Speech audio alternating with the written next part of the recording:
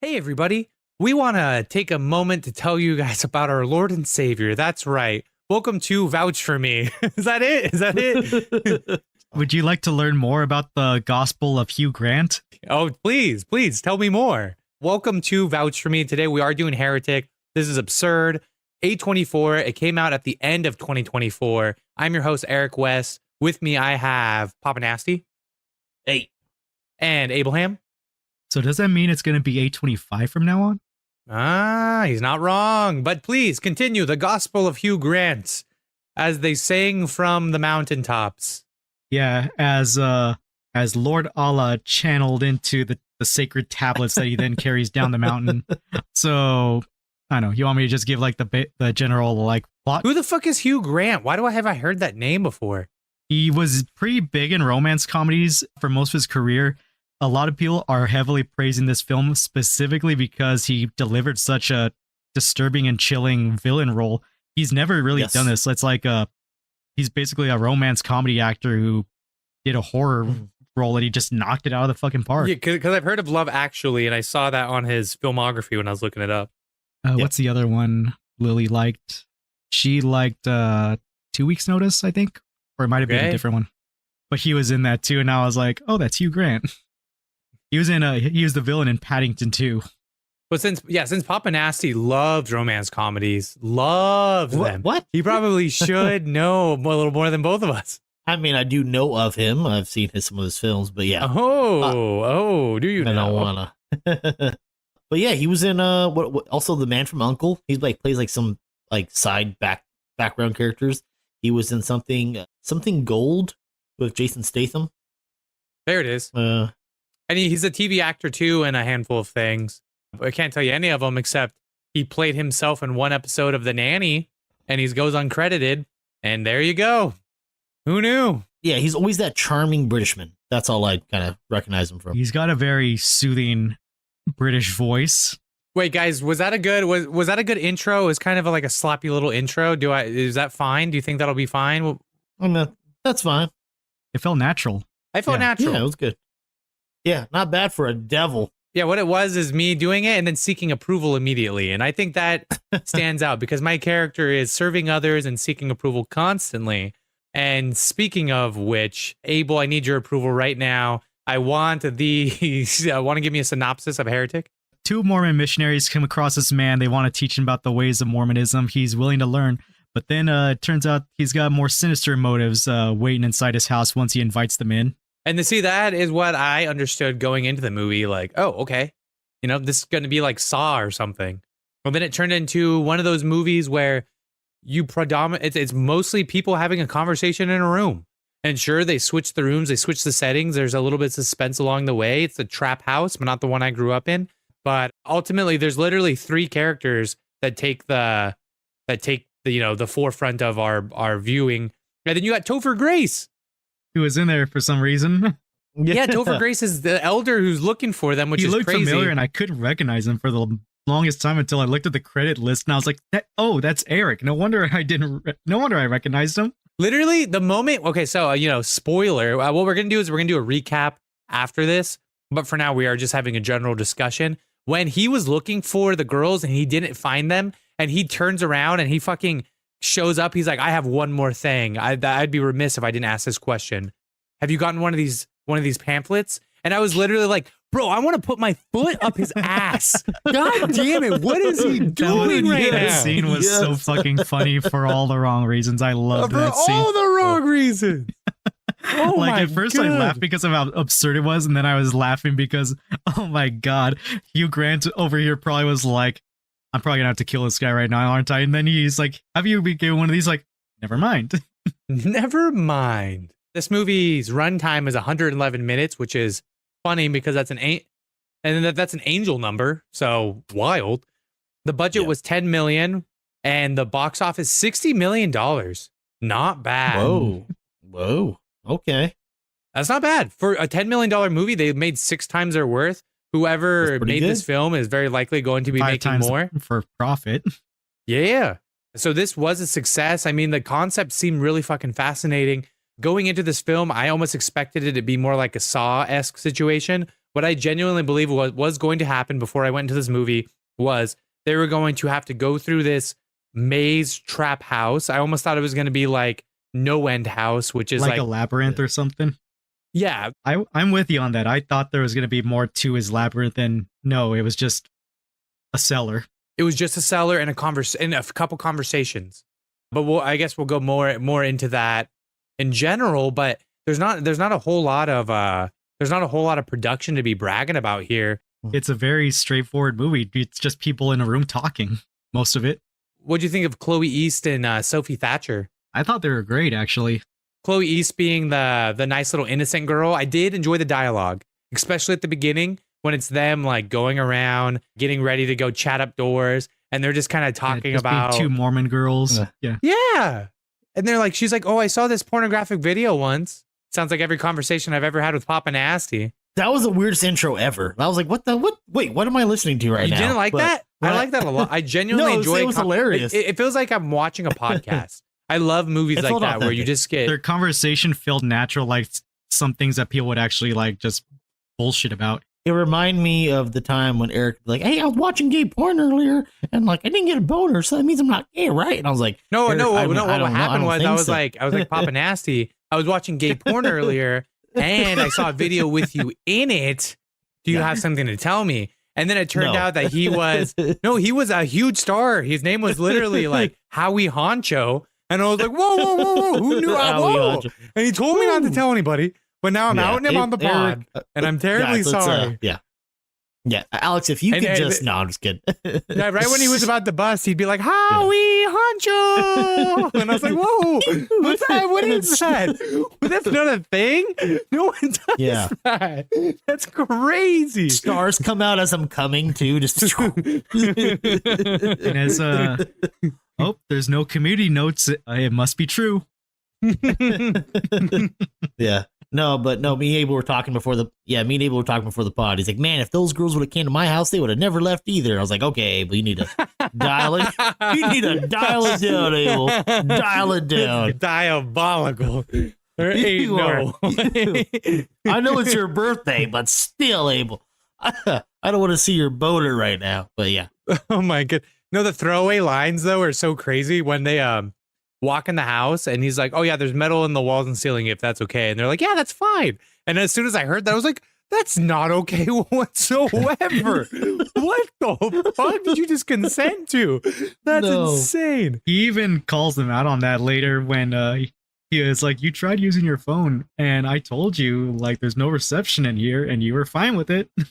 Yeah, they just totally disregarded what he said. Okay, so I know we're gonna do a recap of the movie, and so it's like what in this moment we're just having that discussion about what this fucking movie is about, and ultimately it is there to put us in a very awkward position where we question an individual's faith, or because you can be on two ends of the argument, you can be on the side of belief or disbelief. Basically, there's a little more nuance to it, to what the point of the movie was. He's full of shit. I mean, either way, with the fucking the trap at the end, like you can go through the door through faith or unfaith. At the end of the day, it just fucking leads to the dungeon. So it's like you're full of shit, dude. I think I was telling Eric, I'm like that dude's the devil. That is the point he was also conveying. It feels like symbolism. Yeah, the belief and disbelief doors leading to the same place. Like, what is the implication there? We can all have our own individual interpretations, but I feel like it implies, regardless, you're going to the same place. And so, but now you have to deal with these horrors, these tortures. Do you go in thinking there's someone that has your back? Do you go in believing this is random chaos and I'm screwed? Yeah, he wants to fuck with their faith. I wish I had a corncob pipe. He wanted to break their faith is what he wanted to do. Yeah. Yeah, he kind of symbolizes to me the devil, which is funny because Eric has a little devil horn. He actually symbolizes what he believes religion is. Like, it comes back to the question he kept asking them ultimately, what is the one true religion? And like, she eventually figures it out. She figures it out, like, the one thing all religions have in common is they're a way to control the masses. It's a way to control people. It's a way to placate them and just keep them in line. And that's ultimately what he was trying to convey to them. Like the way he broke and brainwashed all his little slaves in the house, the way he wanted to like break those girls in there too. The funny thing about so I agree with you, Papa Nasty, about him being full of shit. The funny thing is he starts off his point, like where he was going into like his rant about faith. At first it sounds like he has like a decent point, then quickly you start to realize like this guy's making this shit up. Sophie Thatcher's character even calls him out on it, saying like half of your points make no fucking sense. You ignore the Holocaust, like, and some of these things like they're just coincidences more than anything.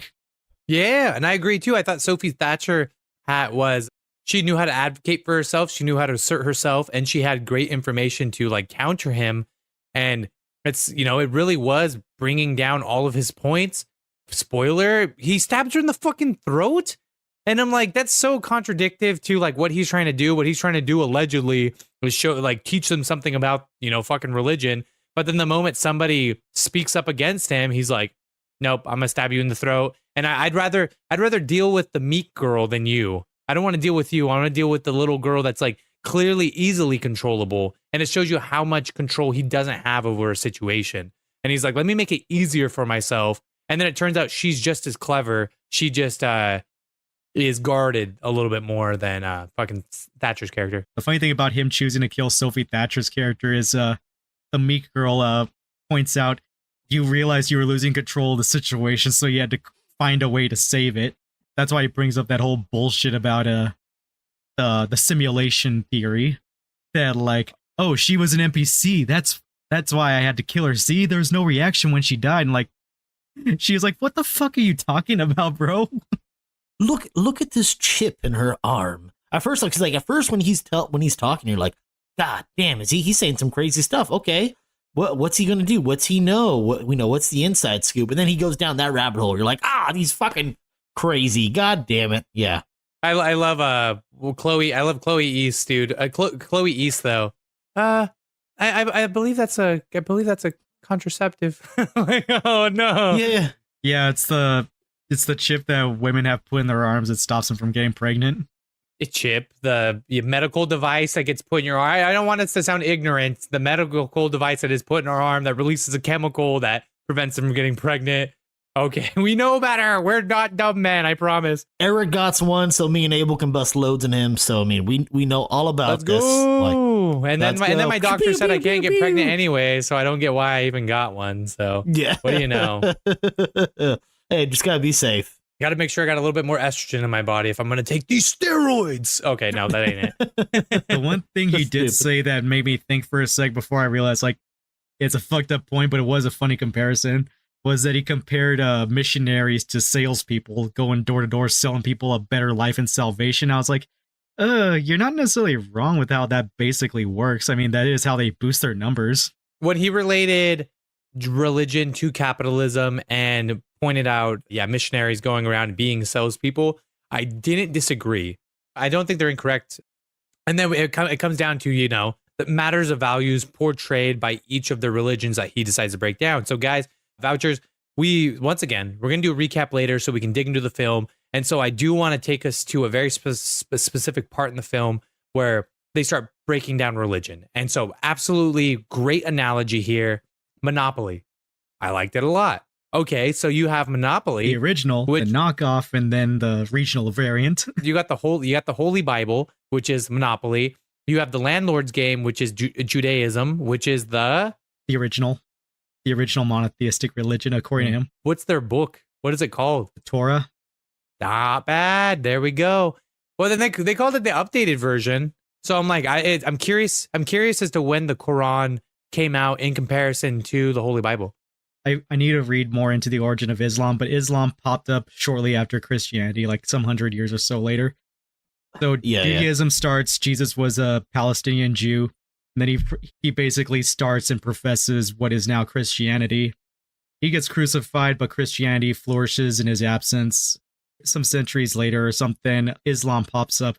And the thing these religions all have in common is, one, they all worship one God. Two, funny enough, they all worship the same God. And three, they all go to war with each other about how they're supposed to worship the same God. And that is wild to me. Yes. They're all different perspectives of very similar events. And so that's where his points make sense when it comes to how aren't these just a compilation of mythologies and maybe even historical events put into one story and then sold to individuals because they're like, oh, I've heard that myth. I've heard that historical event. That makes sense. This must be true. And so I will conform to the values of this book. Not a bad thing whatsoever. Fascinating. Well, and then we have their religion, which is Mormonism. And I do respect his perspective in terms of Joseph Smith and how he said one thing, polygamy is great, and then later had to retcon it because he's like, I fucked up. He gets divine revelation, but we all know that's bullshit. But to the Mormon, people that do the Latter-day Saints, the people that do practice Mormonism, that is true. Even though we all know from the outside, like, dude, he was fucking 16-year-olds and he had to cover it up with his wife. What? Yeah. They're wilding out down there in Utah. They have total, Yeah. Don't even go down. Do you guys know that the university is called in Salt Lake City or in Utah specifically? I used to know what it was called, but I can't Brigham remember. Young? University of Brigham Young? Brigham Young? His name is Brigham Young. And Google that if I'm Jeez wrong. Louise. But doesn't that sound like a lot like Brigham Young? Brigham Young? I know. I'm pretty sure he got caught up for some fucking. Old Joseph Smith lives on. It's literally insane to me. Absolutely. But also, did you know that during COVID, there's a lot of economical collapse, but some of the places that prospered were Salt Lake City, specifically Utah, because they're predominantly Mormon and whatever they're doing it right. Monetarily, because they have salesmen, who knows? One thing I did want to add about him questioning these girls on Joseph Smith was I needed to verify the information, but according to a thing on TV Tropes talking about like the difference with reality, apparently real life Mormon missionaries, they're trained to like have a response rate for that question because they know people will always bring up the Joseph Smith allegations, the polygamy and all that stuff. They're like based PR trained more or less, which kind of goes more into the salesman pitch comparisons. And they did try to have it. They were said something along the lines of that practice was disavowed more or less. Yeah. You might not understand this, but at that time, this is what God wanted for our community. We needed to build the community by having multiple wives. But later, when it was no longer needed, that's when they renounced it. So, not a solid argument, but an argument, to say the least. Okay, so here we go. All right. Here we go. Big one of the episode. Let's get it going, guys. First of all, Abraham Lincoln, I would call you an empirical and scientific individual. Correct me if I am incorrect. Your deduction is correct. All right. So what I want to say is, it's a concept we've played around with a lot, but I don't know how much merit you give it. It's a fun hypothetical concept, but do you believe that there are more than 3 dimensions? Yeah. Okay. So it's like, okay, so of course there's the 4th dimension of time, but beyond that, I know it is hypothetical, but there are theories and hypotheses that have been compiled into M theory that do imply that there are X amount of dimensions, and it's one of the only ways they can tie together things on a microscopic level and things on a universal level in terms of their physics, whatever. Do you believe in like multiple dimensions? Like, do you believe in like fucking 4, 5, 6, 7, 8, 9, 10? Like, where do you draw the line? It's a fun thing to humor. It's hard to say like I outright believe in it, but it's just it's a concept I humor when I think of like the possibilities of the world being different if insert any X person chose differently in a certain situation, or a certain situation played out differently. Butterfly effect, and now the world is different. But it's like, it's too hypothetical, and I agree too. It's too hypothetical. It's like we can't empirically get our hands on it. With my 5 senses, I can't prove that this conception is real, and that's anything beyond the 4th dimension. There's no way I can prove it's real. Yeah, because we cannot perceive it. We are 3rd dimensional beings. Even in the nature of science, like if we go to the Big Bang Theory, prior to the Big Bang Theory, no dimensions existed. Like, you're familiar with that concept? That not only did the Big Bang create the universe, but it created these spatial dimensions and time that we live in. None of that existed. Prior to the Big Bang, there is nothing we can measure. We do not understand there is absolutely nothing we can even conceive about prior to the beginning of the universe. And does that baffle you? That there is something outside of our understanding? Yeah, it makes me feel small. All right. So now that we take those two concepts, which are scientific in nature, but they're strictly hypotheticals, there's ultimately no way to prove it. There are individuals who have written books about why they are real. Why can't you humor the existence of God? Motherfucker. All right, let's hear Mr. Empirical Data over here. The absence of evidence isn't the evidence of absence. Okay, you're agreeing with me is what you're saying, so continue. I'm quoting that one line from the Boondocks with Samuel L. Jackson's character. In short, the argument is just because you have no evidence that something exists does not mean that it doesn't exist. But on the flip side, that also does not mean that it does exist. If you have no evidence for or against anything, that does not neither confirm nor deny its existence. Well, you say you don't have any evidence, but you deny. And I think Papa Nasty would love to take the reins here. So I'm gonna finish my point on that. So the conclusion I come to regarding that approach is there is no evidence that God exists, and then people will usually turn around and say like, but that doesn't mean he doesn't exist. I'm like, you're not wrong, but that's not necessarily how the argument's supposed to work. The argument's supposed to say, like, if there's no evidence for or against anything, that you cannot form an actual conclusion regarding that. And so, in which case, the existence of God is inconclusive. But you have drawn the conclusion that he does not exist. Out of my own personal bias, because everyone has personal biases. Agreed. They always interfere with how they interpret things. Okay, so that is why we're here, having this conversation in the first place. I blame it primarily on my disillusionment of religion. Okay, and I guess do we want to hear more about that? I know Papa Nasty wants to start firing shots and being. Oh yeah, I know what he wants to say. Let's go. Let's hear it. Yeah, I was You're gonna burn in hell. I think, or ask some questions. Or ask some questions. Whatever you want. Like try to. We're stirring the pot. Yeah, we're stirring the pot. We're stirring the pot here. So that's what we're doing. No, I think the problem is you're not taking into consideration all the miracles that have happened all around that would prove his existence. But in the Bible, I mean, the overall, he's not going to show you proof. It's all about faith.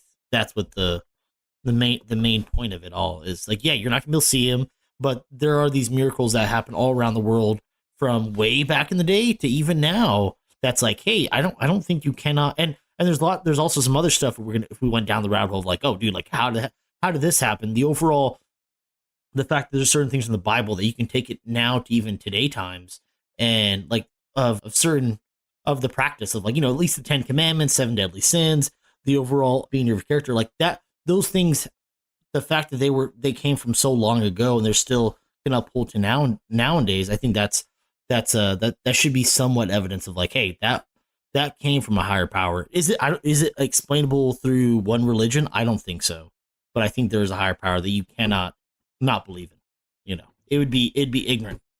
There we go. Devil's advocate is seeing meaning in miracles is confirmation bias, which is something that, in science you don't want to necessarily, people don't propose, which is the tendency to interpret new evidence as confirmation of one's existing beliefs or theories.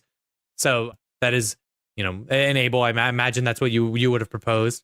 That is something both atheists and religious people tend to fuel their own beliefs, is they'll take something and use it as, like you said, confirmation bias to confirm what they already believe and try and force other people to see it that way. One person will say, this is a miracle, this is proof God exists, and I say, it's a miracle, and that's it. And then I want to go to your point as well about how come the 10 Commandments stand the test of time, as well as, variations of them. I know something you and I have talked about, the 7 deadly sins. How come those do have weight when having these discussions? Like, why is there a yin and yang to a lot of things? And ultimately, I do want to believe that religion comes down to philosophy. And there have been people working on philosophy prior to Christianity ever existing, and after Christianity was developed. It even influenced an entire culture of philosophers who were Catholic and Christian, ones who didn't believe in it, but then still saw the merit in God. And so they took ultimate human values, and they boiled it down into the 10 most important things to not be a piece of shit, basically. You know what I'm saying?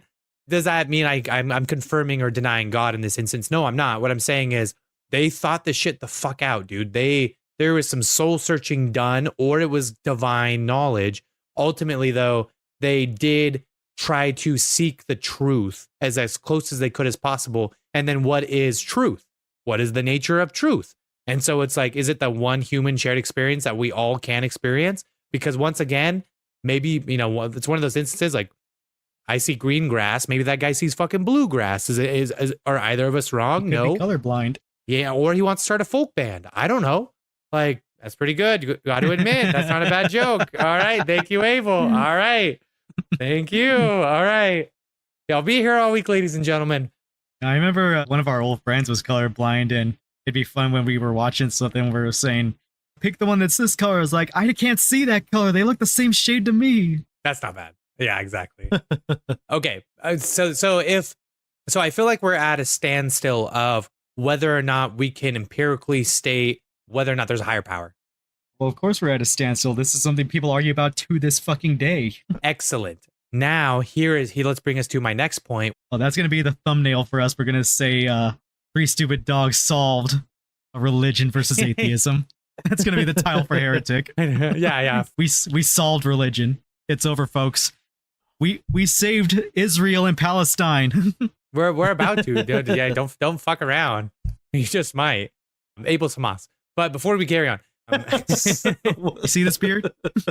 I know. Wait a minute.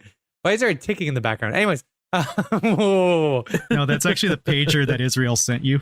Oh shit. Oh, good call. I like it. I like that. Good call. Here's the final one. I can't imagine any further questions happening after this.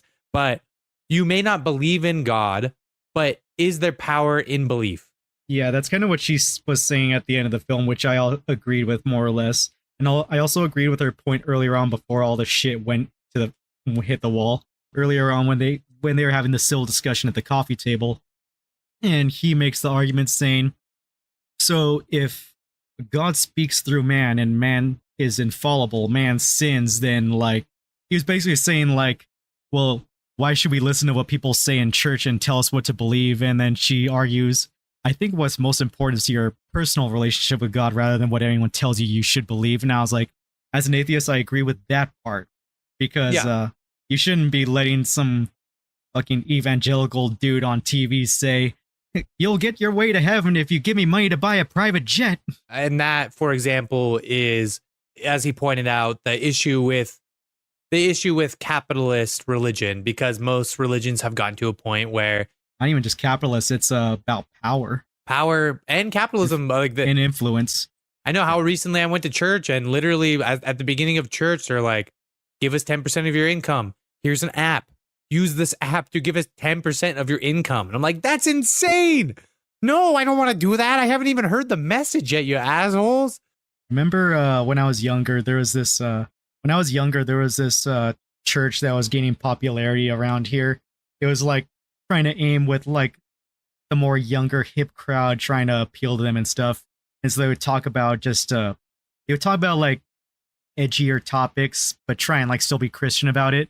And I remember my parents said one day they got put off and stopped going because my parents grew up Catholic, so they were just like curious to see what these people were like saying God told them to say. And so at like one of the sermons, the guy opens up, he's on stage, and he was like, all right, today we're gonna talk about the pussy. And they're like, yeah, we never went back. That's crazy. Wow. And what did you learn, Abel? Yeah. I wasn't there. I know. Exactly. I stopped going to church a long time ago. I hated being dragged there by my parents. I didn't really like believe, nor did I just feel like I belonged in there. It wasn't for me. In my personal experience, Abel's dad would drag us to Spanish church, so we didn't know what the fuck they were saying. Yeah, that didn't help either. And then we go to Catholic church on the or it might have just been Christian church, but I think it was Catholic church during holidays. And like holidays are the worst time to go to church because it's just their advertising day where they're like, Jesus wants you to come to church. You should come to church. Also, these are all the fun community days we have. It's like, yeah, but if you go on any random day of the week and you go to like just like a non-denominational Christian church. The dude on stage is trying to send you a goddamn message. And I respect that. Whenever I go to church, I want to bawl my eyes out because there have been so many times I've went and I've cried. And I've cried because there's a fucking message where someone is talking about values. And I respect the concept of God. I don't know if I respect the concept of religion. I respect the concept of organized religion in sense of that it does bring together people as a community, but not in the way that when it exploits individuals and starts to ask them for 10% of their fucking income. But when it can give people, there is merit to people coming together once a week and sharing values with one another. There is merit in that because people forget about their values all the time. And then they start to feel lost in this world and they don't know why they feel lost. And then they fill that hole with drinking or gambling or just feeling low, like, feeling like a bad person. And it's like, you need to reaffirm your values. You need to, if you don't remember what your values are, church is a great place to start. And once you go there, you can say, this doesn't align with my values. What are my values? Bam. And now you've started your new religion and we can get an island together. And then, all right, Vouchers, hear me out. We are starting a religion. I was going to say, you're going to bust out the Epstein flight logs. And if you only give me 5% of your income, that's much better than when you go to church. So it's completely fine. Now it's BYOB. So make sure, this religion we're allowed to get drunk as physically possible. It is all the blood of Christ is what I'm trying to imply here. Preferably tequila, because, there was that, because have you ever went down and seen Catholic Jesus? He's sexy. So we need Catholic Jesus juice out on that island. What I'm trying to say. Oh my God, Eric. Speaking of churches asking for people's money in large quantities, it's like also because churches aren't taxed. They pocket that fucking money. They sure do. When you go to a church and you see the buildings falling apart, it makes you start questioning things. Yes, exactly. Okay, point was, I think there's power in belief is what I'm going to if I could advocate. And that's what she said at the end. Like we say, like she tells about the Great Prayer Experiment, says a bunch of people who were dying in this like hospital, half of them were given prayers, the other half weren't. And the results were pretty conclusive. Praying for a dying person doesn't do a damn thing to save them, but it does offer them some peace of mind. And it also offers peace of mind to the person doing the praying, because sometimes it's just nice caring about somebody instead of yourself. That's true. That's a pretty good way to, I don't know what else you got, because I feel like that's a pretty good way to end the episode. Goddamn. Yeah, there was a hospital in China, I believe, or it was an Asian hospital, that they would use prayer to heal people, but that's a whole like different style of Eastern medicine that they would actually, where they actually did show them healing through prayer cancer from a woman's body. But that's a whole different. Was it in China or was it in Florida? And was it a mall? I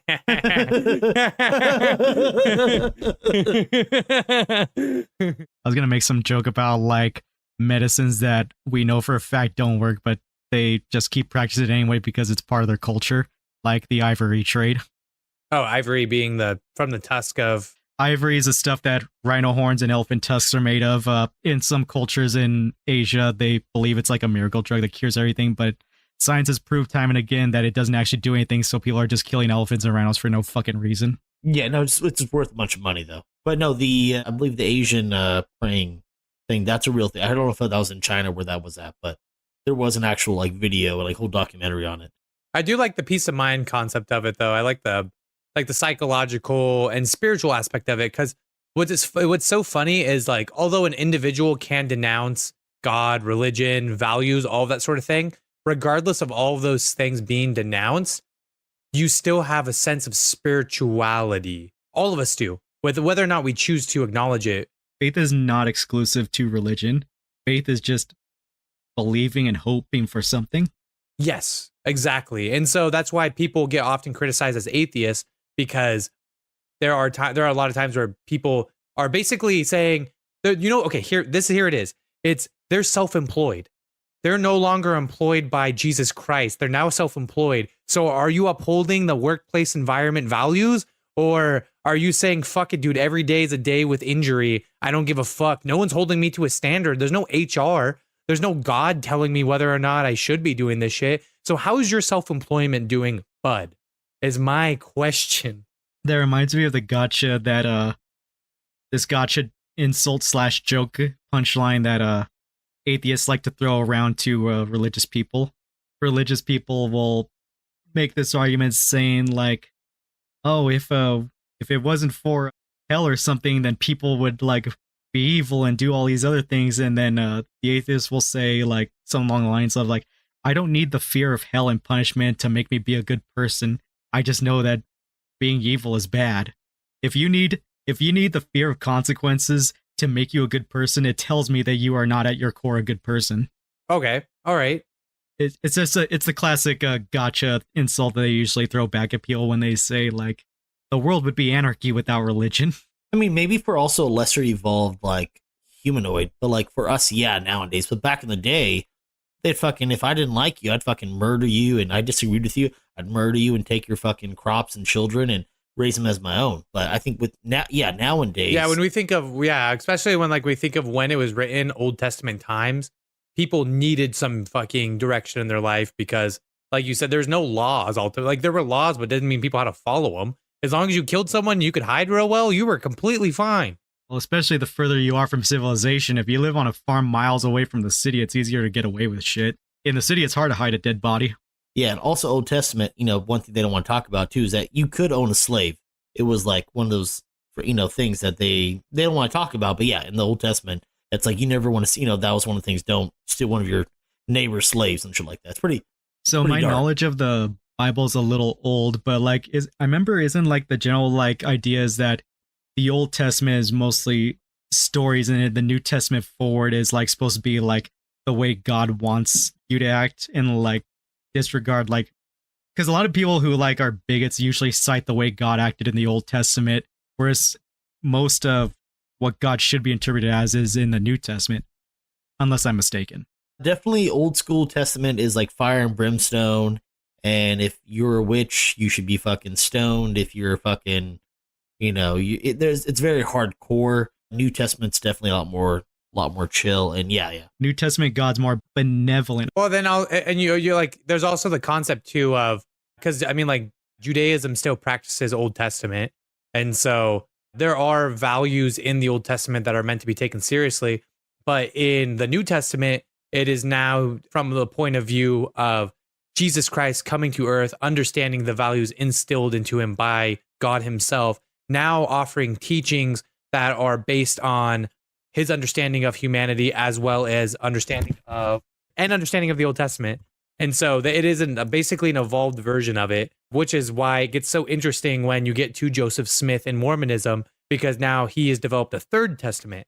And that's what's so controversial about it, or was in the 1890s, when it literally came up in the 1800s during snake oil and fucking cowboys. And you can't tell me that it doesn't seem a little wishy-washy. I don't, what about? Who am I? Yeah, that was like the prime time to be a snake oil salesman. But there's power in belief.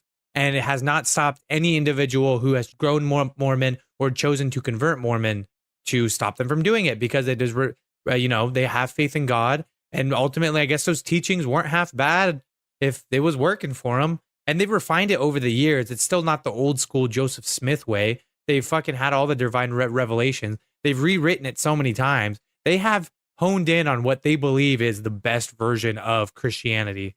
And also what's probably more palatable to recruit people to convert to it. The thing about any religion really, but particularly Christianity, since it is spread to most of the developed world, is that a lot of Christianity will adopt traditions or figures of the local religions and absorb them into it, so it's easier for them to convert. Like certain holidays or religious figures are converted into saints or something like that. Like Christmas is a good one. Yeah, Christmas is a big one. Yeah, Christmas is a big one. Like the practice of like having trees or whatever. I was learning a little bit about this when I was studying Mexico and cartel history. But Papa Nasty, have you ever heard of Santa Muerte? Yes. Yeah, worshiping death. Yeah, she's basically like this culmination of like trying to convert Christianity with local religions, because a lot of Central American cultures are like, they really like worship the area around death. Like they're not afraid of it, or like they know death is just a natural part of life or something like that. And so they don't necessarily worship death, but they're like, they understand the proximity that they live in around it. Like a lot of the more ancient cultures, just death was always around in Latin America, Mesoamerica. The problem with Santa Muerte and like that sangria stuff is that don't they also practice like some blood magic, like lost some sacrificing, some shit like that. So that's the one thing where I'm like, I know a lot of people, I know a few people that do it. I'm like, that's not my cup of tea, but yeah, no, it gets a little whatchamacallit. It's some witchcraft. But yeah, basically my point is that Santa Muerta's existence is like another case of local religions merging and combined with Christianity to make it more palatable to converts who want to practice Christianity but feel closer to a figure that's more akin to what their ancestors probably like worshipped. Ooh, the problem is, okay, so we're talking about God, right? We're all talking about, believe in him. The problem is we're also talking about the devil. Now we're also not talking about the devil and demonic entities and stuff like that. Because there is not one without the other. And there is a lot of demonic stuff that happens in that, if we're going to go down like the, Santa Muerte stuff, you could say those are also demonic beings. There's the certain saints that you pray to for money and blah, blah, blah. Those are also one of the seven, those would be considered in the realm of greed. So those could be demonic entities disguising themselves as a saint or something like that. So that is also one thing. It's like there's evil along with the good. And I think that the fact that we're not acknowledging that, it is also a dirty little trick the devil likes to play. So it's always there's always corruption in the human heart. And so I like to imagine the devil as a manifestation of that corruption. So even when you go to a holy place like a church, it doesn't mean it could be void of corruption. It could mean that, that in fact, because you're there and you're vulnerable, maybe the devil can get you even better, if you will. And I'm using devil in like a metaphorical context, because like I can give, as much as I believe there's power and belief of God. And then I get there is power and belief of Satan as well, basically understanding that all of your sins and wrong actions, surmount to, your demonic intentions. And they're the demons that plague all of us, whether or not we realize we have them. And all that constant battle between good and evil on its like simplified form. One last point about Santa Muerta, when I was reading an article about her and her followers. Yeah, it's an issue that the Catholic Church has taken note of, because apparently they call it the cult of Santa Muerta, or her followers, whatever. It is one of the fastest growing religions in Latin America at the time I read that article, which came out a couple years ago. That's fascinating. It is a big cartel. I know the cartel, a lot of them worship the Santa Muerta shit and do like sacrifice and stuff like that. With the devil stuff you're saying, Eric, yeah, I believe the devil can go onto holy grounds. He just cannot get to in Catholicism, like the altar. Excuse me. He can't go past that. He can't go on the steps and to the top. Oh, I mean, tell me that's the case. Then tell me how many times a Catholic priest has touched a child. Yeah. Oh yeah. So, I mean, I'm pretty sure, dude. He's been all over that altar. Motherfucker was pissing in the fucking holy water. Yeah, no, he was all up in there, brother. Don't you dare. Don't you? I don't think it is ignorant of you to believe the devil cannot reach any fucking place on this planet and do some dirty shit. No, I'm just saying they're like, when it talks about like certain, like, yeah, he can influence even up into holy grounds and fucking mess with people. And yeah, and also making priests celibate. I don't think that's the best fucking decision. But back in the day, they were wilding out. But yeah, no, I don't think it's smart. It's a good fucking idea to keep them celibate. That to me is also a dumb fucking decision, that they should like let them marry women, because there's clearly a fucking crisis and children are being hurt. And so maybe we should fucking fix this. That to me drives me insane. Yeah. Part of me feels like, I mean, I'm not here to criticize people's religions, but part of me feels like Catholicism is a little archaic. And that's why I like more modern versions of Christianity, because they don't always get it right. But now and then they're like, oh, you can obviously date and you can have relationships with individuals, but it's important to focus on, developing your I mean, that values. goes back into like the first time there was a schism in the church when Protestantism became a thing. You remember like how that happened? Oh yeah, tell us. Back in the day when the Catholic Church was the only Christian church, they were basically buying prayer from your average Joes out on the streets saying, "Oh, there's a long line to get into heaven. If you just give me some money, I'll make sure that your loved ones make it their way into heaven." And this young man comes along named Martin Luther, and he takes note of this, and he was like, "I think this is a load of bullshit." And so he writes a long, angry letter to the church, and then they say, "LOL, fuck you." And he nails it to the door of the church, right? Yeah, he basically goes on to found Protestantism because pretty much mostly based off of that. I think the funny thing about it was only like a regional thing. Like this wasn't necessarily sanctioned by the fucking Vatican, but we ended up with a whole ass other Church of Christianity because of this regional misunderstanding.